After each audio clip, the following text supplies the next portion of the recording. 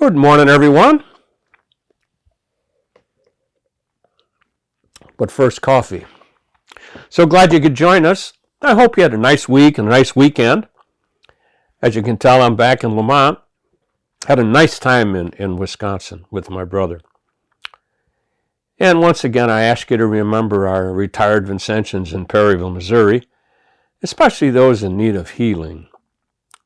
And then if you'd remember people that are friends of the mission that are in need of God's special healing graces, I'd like you to remember Bill and Brian, Clarence, Jean, Leonard, Stan. And also remember Allison and Karen, Loretta, Louise, Orstein, Sharon, Pat. They're in need of God's healing, and so let us continue to pray for them. And I remember in a special way friends of mine in a special way this weekend.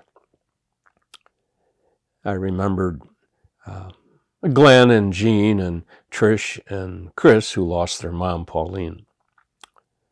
My reflection for today is on what we celebrated yesterday and today in church. Yesterday was the Feast of Pentecost.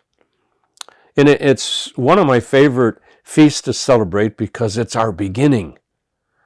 It was the beginning of the church. And this special place where it really began with Jesus and his disciples was in what they call the upper room.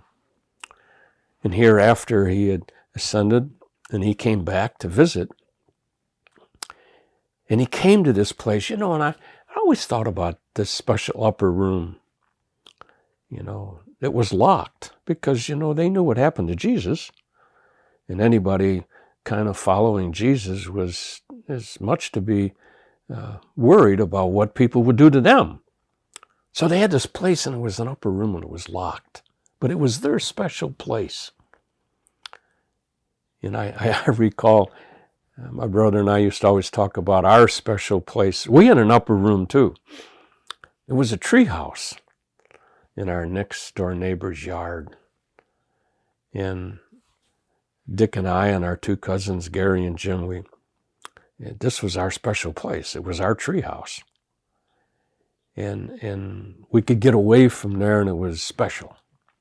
And I thought that's the way it was at this beginning of the church. At Pentecost, when they were in the upper room, Jesus commissioned missionaries. I guess that's why I like it so much. I'm a missionary in the United States and Canada.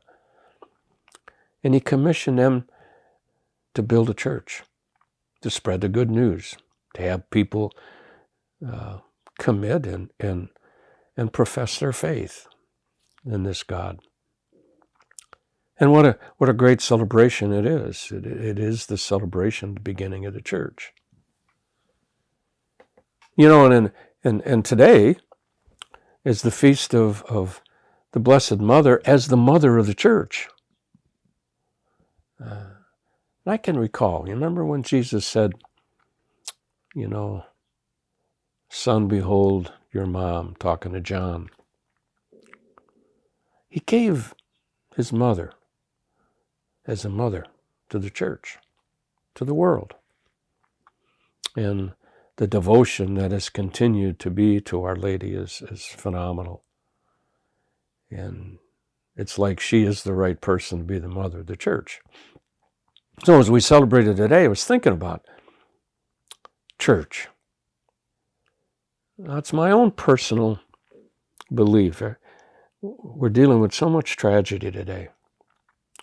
The gun violence, and it's like every day there's another shooting. And I'm thinking, all the solutions, that are presented. Mine has not been talked about. I think we ought to going back to church.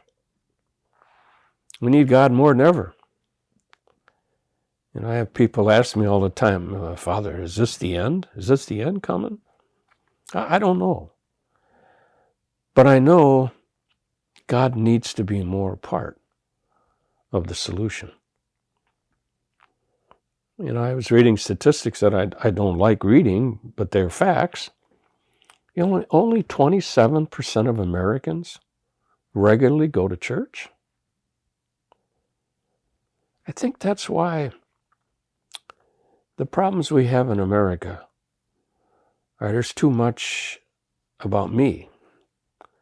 And I always talk about how, going to church on a Saturday night or a Sunday, like all religions and Jews do, there's a synagogue. When you go to church, it's never about you. It's about God. It's the only one thing we do all week that is not about us. There's nothing that happens that we decided. We don't choose the music. We don't tell Father what to say. We didn't design the prayer. So it's the one thing we do or can do that's not about us. And maybe that's what the world needs. A little more about, not about me. And if I don't like things, I'll destroy them, even if that means people. So my reflection on the beginning of the church yesterday and today to celebrate Mary as the mother of the church has me think about the need for church. Go and let God know he's needed. Go and let God know, thank you. Just to get away from about me. And maybe if we could do a little more evangelization to get people to go to church and even to pray more, God can be more the part of the solution. So it's the best way to celebrate the beginning of the church is to go to church and to pray. I was reading about, and it fits with Our Lady and Mary. Little Joey, he's doesn't want to go to bed, but his mother said, "No, you go to bed, Joey. It's time to go to bed. Go upstairs and say your prayers." So Joey goes up and he shuts the door, and Mom goes outside the room, and Joey's kneeling down, and he's praying. And all of a sudden, he hears Mom. Mom says, "Joey, I can't hear you." And Joey don't respond. And so she says it again, "Joey, I can't hear you." And finally, Joey said, "Sorry, Mom, but I wasn't talking to you." Let us never forget Mary is the Mother Church. That Mom wants us to pray. And let us stay in touch with the Lord at these times that are tough. And we always, on our time, we finish praying, and so I ask you to join me in saying our mission prayer for all those intentions that you have and that are needed in our world. Divine Savior, transform me into yourself. May my hands be your hands. May my tongue be your tongue. Grant that every faculty of my body may serve only to glorify you. Above all, transform my soul and all its powers, that my memory, my will, and my affections may be the memory, the will, and the affections of you. I pray you to destroy in me all that is not of you. Grant that I may live but in you, and by you, and for you, and that I may truly say with St. Paul, I live now, not I, but Christ lives in me. God bless.